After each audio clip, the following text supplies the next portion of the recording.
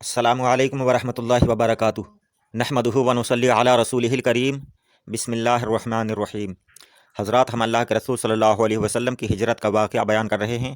آپ حضرات سے گزارش ہے کہ آپ نے اگر ہمارے چینل کو سبسکرائب نہیں کیا ہے تو سبسکرائب کریں، گھنٹی کے بٹن کو ضرور دبا دیں تاکہ ہماری آئندہ آنے والی ویڈیوز آپ تک پہنچتی رہیں۔ اللہ کے رسول صلی اللہ علیہ وسلم جمعہ کے دن قبا اور بنی عمر بن عوف یعنی قبا والوں سے رخصت ہو کر شہر مدینہ میں قیام کے ارادے سے چلے۔ مدینہ کے ہر محلہ میں ہر ایک خاندان اس بات کا خواہاں تھا کہ اللہ کے رسول صلی اللہ علیہ وسلم ہم میں قیام فرمائیں۔ اللہ کے رسول صلی اللہ علیہ وسلم بنو سالم بن عوف کے محلہ میں تھے کہ نماز جمعہ کا وقت ہو گیا اور اللہ کے رسول صلی اللہ علیہ وسلم نے وہیں ایک میدان میں 100 آدمیوں کے ساتھ نماز جمعہ ادا فرمائی۔ یہ مدینہ شریف میں اللہ کے رسول صلی اللہ علیہ وسلم کا پہلا جمعہ اور پہلا خطبہ تھا، اور پھر اس جگہ جس جگہ یہ جمعہ ادا فرمایا تھا اس جگہ بعد میں ایک مسجد بھی تعمیر ہو گئی۔ اللہ کے رسول صلی اللہ علیہ وسلم نماز جمعہ ادا فرما کر اپنی اونٹنی پر سوار ہو گئے۔ قبیلہ بنو سالم بن عوف کے لوگوں نے آ کر آپ صلی اللہ علیہ وسلم کی اونٹنی کی مہار پکڑ لی اور حضور صلی اللہ علیہ وسلم کو اپنے یہاں ٹھہرانا چاہا، مہمان بنانا چاہا۔ دوسرے قبیلوں اور دوسرے محلوں کے لوگوں نے اپنے اپنے یہاں جانے کا اصرار کیا کہ یا رسول اللہ صلی اللہ علیہ وسلم ہمارے یہاں قیام فرمائیں، اور اس طرح بحث اور تکرار شروع ہو گئی۔ تو اللہ کے رسول صلی اللہ علیہ وسلم نے فرمایا کہ میرے ناقا کو نہ روکو، اس کی مہار چھوڑ دو، اس کو خدا تعالیٰ کی طرف سے حکم مل چکا ہے، جہاں میری اونٹنی میری ناقا بیٹھ جائے گی میں وہیں ٹھہروں گا۔ چنانچہ ناقا چلنے لگی۔ تمام انصار و مہاجرین ناقا کے آگے پیچھے دائیں بائیں ساتھ ساتھ چلنے لگے۔ اللہ کے رسول صلی اللہ علیہ وسلم نے اپنی اونٹنی کی مہار بالکل ڈھیلی چھوڑ دی اور ناقا اپنی خوشی سے آہستہ آہستہ چلتی رہی۔ سب کی نگاہیں ناقا کی طرف تھیں کہ دیکھیں یہ کہاں بیٹھتی ہے۔ چلتے چلتے ناقا جب قبیلہ بنو بیازا کے محلہ میں پہنچی تو اس قبیلہ کے سردار زیاد بن لبید اور عروہ بن عمر نے آگے بڑھ کر ناقا کی مہار پکڑنی چاہی، تو اللہ کے رسول صلی اللہ علیہ وسلم نے فرمایا دعوہا فانہا مأمورہ، یعنی اسے چھوڑ دو، اس کو حکم ملا ہوا ہے۔ اس کے بعد اس کو لوگوں نے چھوڑ دیا اور ناقا بنو ساعدہ کے محلہ میں پہنچی۔ قبیلہ بنو ساعدہ کے سردار سعد بن عبادہ اور منظر بن عمر نے روکنا چاہا تو حضور صلی اللہ علیہ وسلم نے وہی الفاظ فرمائے کہ دعوہا فانہا مامورہ۔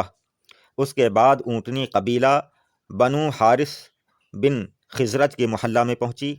یہاں سعد بن ربیع، خارجہ بن زید، عبداللہ بن رواحہ نے روکنا چاہا، ان کو بھی وہی حکم ملا، ان سے بھی اللہ کے رسول صلی اللہ علیہ وسلم نے وہی فرمایا جو پہلے فرمایا تھا۔ وہاں سے روانہ ہو کر ناقا بنو عدی بن النجار کے محلہ میں پہنچی۔ ان لوگوں میں چونکہ حضرت عبد المطلب کی ننہال تھی اس لیے ان کو بڑا دعویٰ تھا، گمان تھا ان کا کہ عبد المطلب کی ماں سلمہ بن عمر ہمارے قبیلہ کی لڑکی تھی، لہٰذا حضور صلی اللہ علیہ وسلم ہم میں قیام فرمائیں گے۔ چنانچہ سلیط بن قیس اور اسیرہ بن ابی خارجہ یہ سرداران بنو عدی ہیں، انہوں نے آگے بڑھ کر ناقا کی مہار پکڑ لی، تو اللہ کے رسول صلی اللہ علیہ وسلم نے ان کو بھی وہی جواب دیا کہ ناقا کا راستہ چھوڑ دو، اس کو خدا تعالیٰ کا حکم ملا ہوا ہے۔ یہاں تک کہ ناقا یعنی حضور صلی اللہ علیہ وسلم کی اونٹنی بنو مالک بن النجار کے محلہ میں جا کر ایک غیر آباد اور افتادہ زمین میں بیٹھ گئی، اور اس کے بعد پھر فوراً کھڑی ہو گئی۔ بیٹھنے کے بعد فوراً اٹھی کھڑی ہوئی اور کھڑی ہو کر پھر چلنے لگی، اور پھر تھوڑی ہی دور چلی تھی کہ پھر خود بخود وہ مڑی واپس ہوئی اور پھر اسی جگہ جس جگہ پہلے بیٹھی تھی وہاں آ کر بیٹھ گئی۔ اب کی مرتبہ بیٹھنے کے بعد اونٹنی نے جھرجھری لی، گردن نیچے ڈال دی اور دم ہلانے لگی۔ اللہ کے رسول صلی اللہ علیہ وسلم اس کے بعد اونٹنی سے نیچے تشریف لے آئے۔ اس افتادہ زمین کے قریب حضرت ابو ایوب خالد بن زید انصاری کا مکان تھا۔ وہ خوشی خوشی یعنی حضرت ابو ایوب خوشی خوشی اللہ کے رسول صلی اللہ علیہ وسلم کا سامان اسباب اٹھا کر اپنے مکان میں لے گئے، اور اللہ کے رسول صلی اللہ علیہ وسلم نے انہی کے یہاں قیام فرمایا۔ یہ افتادہ زمین دو لڑکے سہل اور سہیل، دو یتیم لڑکے تھے، یہ ان لوگوں کی ملکیت تھی، ان لڑکوں کی ملکیت تھی، جس میں چند درخت کھجور کے کھڑے تھے اور چند قبریں مشرکین کی تھیں، اور یہاں پر چوپایوں کا ریوڑ بھی آ کر بیٹھا کرتا تھا۔ اللہ کے رسول صلی اللہ علیہ وسلم نے دریافت فرمایا کہ یہ جگہ کس کی ملکیت ہے؟ معاذ نے عرض کیا کہ یہ میرے رشتہ دار 2 یتیم لڑکے جو میرے ہی پاس پرورش پاتے ہیں، ان کی زمین ہے، ان کی ملکیت ہے۔ اللہ کے رسول صلی اللہ علیہ وسلم نے ان سے زمین کے بارے میں پوچھا تو انہوں نے کہا کہ یہ زمین 2 یتیم لڑکوں کی ہے جو میرے پاس پرورش پاتے ہیں، اور میں ان لڑکوں کو رضامند کر لوں گا۔ اللہ کے رسول صلی اللہ علیہ وسلم سے انہوں نے عرض کیا کہ یا رسول اللہ صلی اللہ علیہ وسلم، آپ یہاں شوق سے مسجد بنائیں، لیکن اللہ کے رسول صلی اللہ علیہ وسلم نے فرمایا کہ ہم اس کو یعنی اس زمین کو قیمتاً خریدنا چاہتے ہیں، بلا قیمت ہم اس زمین کو نہیں لیں گے۔ چنانچہ حضرت ابوبکر صدیق نے اسی وقت اس زمین کی قیمت ادا کر دی، اور اللہ کے رسول صلی اللہ علیہ وسلم کے حکم کے موافق کھجور کے درخت کاٹ دیے گئے۔ قبریں جو مشرکین کی وہاں پر تھیں ان کو ہموار کر دیا گیا، یعنی مٹا دیا گیا، زمین برابر کر دی گئی، اور مسجد کی تعمیر کا کام شروع ہو گیا۔ اللہ کے رسول صلی اللہ علیہ وسلم بنفس نفیس خود مسجد کی تعمیر کے کام میں مصروف ہوتے تھے۔ مہاجرین و انصار بڑی خوشی اور جوش اور شوق کے ساتھ اس کام میں لگے رہتے تھے۔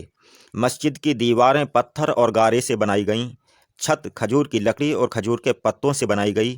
جب تک مسجد اور اس کے قریب اللہ کے رسول صلی اللہ علیہ وسلم کے لیے مکان تیار ہوا، اس وقت تک اللہ کے رسول صلی اللہ علیہ وسلم ابو ایوب انصاری کے مکان میں فروکش اور انہی کے مہمان رہے مکان تیار ہونے تک۔ یہ وہی ابو ایوب انصاری ہیں جن کی قبر قسطنطنیہ میں موجود ہے۔